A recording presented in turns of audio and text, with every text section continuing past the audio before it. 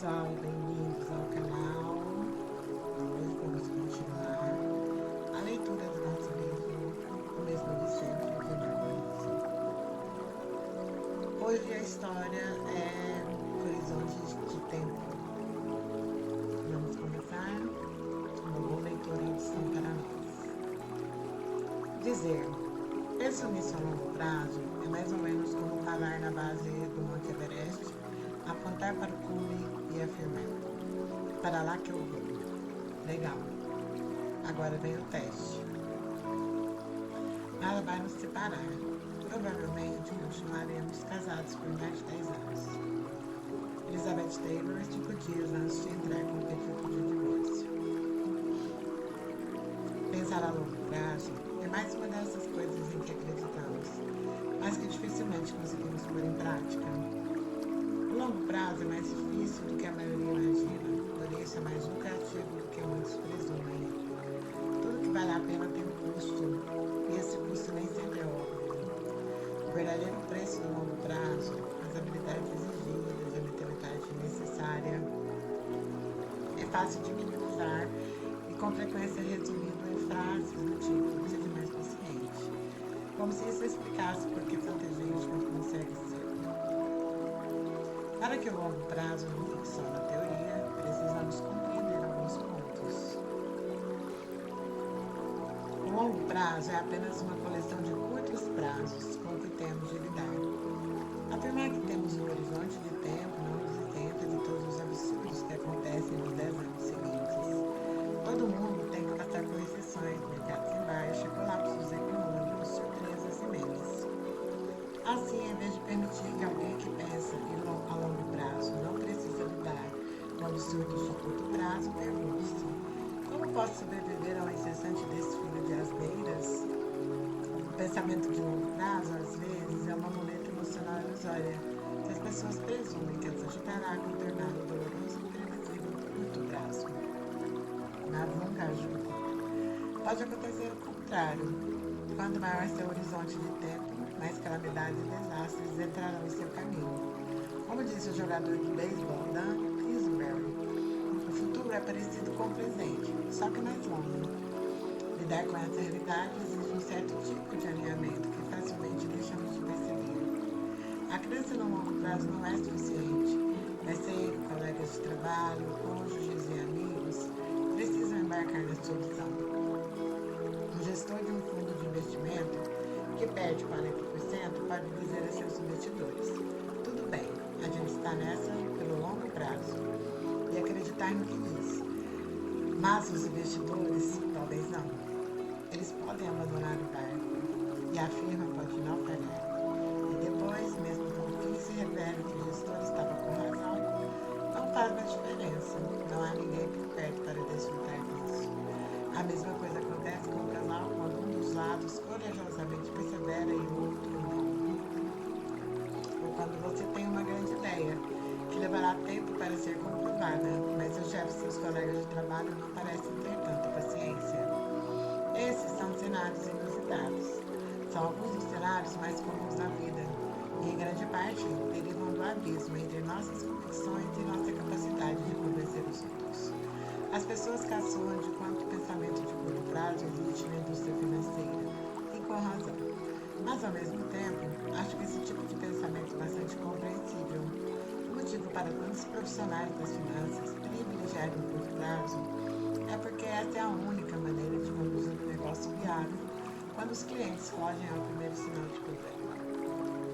Mas o motivo para os clientes agirem frequentemente desse jeito é o fato de os gestores fazerem um péssimo trabalho em explicar como os investimentos funcionam, qual é a estratégia que estão adotando, o que as pessoas, enquanto investidores, devem esperar e como lidar com o inevitável caráter volátil e cíclico dos negócios. Uma coisa é provar que você estava certo no final, mas podemos estar com a razão e convencer os demais? Isso é completamente diferente e fácil de subestimar. Paciência é muitas vezes teimosia disfarçada. As coisas mudam, de forma que mudar de ideia é não apenas útil, como também fundamental.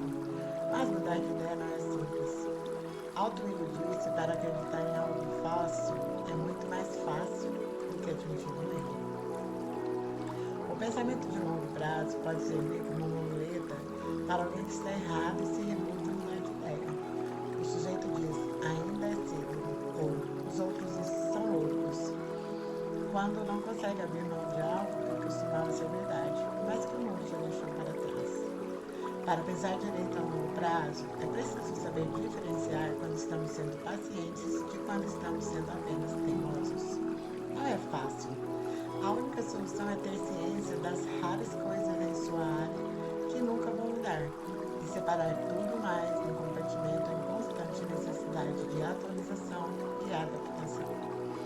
As pouquíssimas coisas que nunca mudam são as candidatas ao pensamento de longo prazo. Tudo mais vem com a data de validade. No longo prazo, tem menos a ver com o horizonte de tempo do que com flexibilidade. Imagine que estamos em 2010 e você diz: meu horizonte de tempo é de 10 anos, sua data planejada é 2020. E então o mundo desmorona. Se você fosse um negócio ou um investidor, seria um terrível momento para presumir que a vida estava pronta a lhe dar sua tão pacientemente aguardada recompensa. Um horizonte de tempo longo, com um prazo final rigidamente definido, pode ser tão dependente do acaso quanto um horizonte de tempo curto. A flexibilidade é muito superior. O tempo é a magia da composição e sua importância não pode ser minimizada. Mas nossas chances de sucesso são bem mais favoráveis quando combinamos um horizonte de tempo longo e um prazo final flexível ou um horizonte de tempo indeterminado. O objetivo da margem de segurança é tornar a previsão desnecessária, afirmou Benjamin Graham. Quanto maior nossa flexibilidade, menor nossa necessidade de saber o que acontecerá a seguir. E não nos esqueçamos das palavras de John Maynard Keynes: a longo prazo, estaremos todos mortos. Mais um detalhe sobre o pensamento de longo prazo é como ele influencia a informação que consumimos. Sempre que leio algo, pergunto: será que daqui a um ano, ou 10, ou 80, vou me importar com isso? Se a resposta na maior parte das vezes for não, sem problema. Mas talvez seja de maior proveito ir atrás de informações com caráter mais duradouro. Há dois tipos de informação: as permanentes e as com data de validade. A informação permanente diz como as pessoas se comportam quando se deparam com um risco que não imaginaram. A informação com data de validade diz de quanto foi o lucro da Microsoft no segundo trimestre de 2005. O conhecimento com data de validade recebe mais atenção do que deveria por dois motivos. Ele existe à afeta, tentando ansiosamente manter ocupado nosso breve limiar de atenção. 2. Estamos sempre à sua procura, tentando ansiosamente extrair percepções dele antes que perca a relevância. É mais difícil notarmos a informação permanente porque ela está enterrada nos livros, em vez de expostas nas manchetes. Mas seus benefícios são imensos. Não só porque a informação permanente nunca perde a validade, permitindo que a acumulemos, mas também porque ela compõe no decorrer do tempo, alavancando o que já aprendemos. A informação com data de validade nos dirá o que aconteceu. A informação permanente nos diz por que tal coisa aconteceu e a probabilidade de que volte a acontecer. Esse porquê, às vezes, é transferido para coisas que sabemos sobre outros assuntos e interage com eles. E é aí que entra a composição.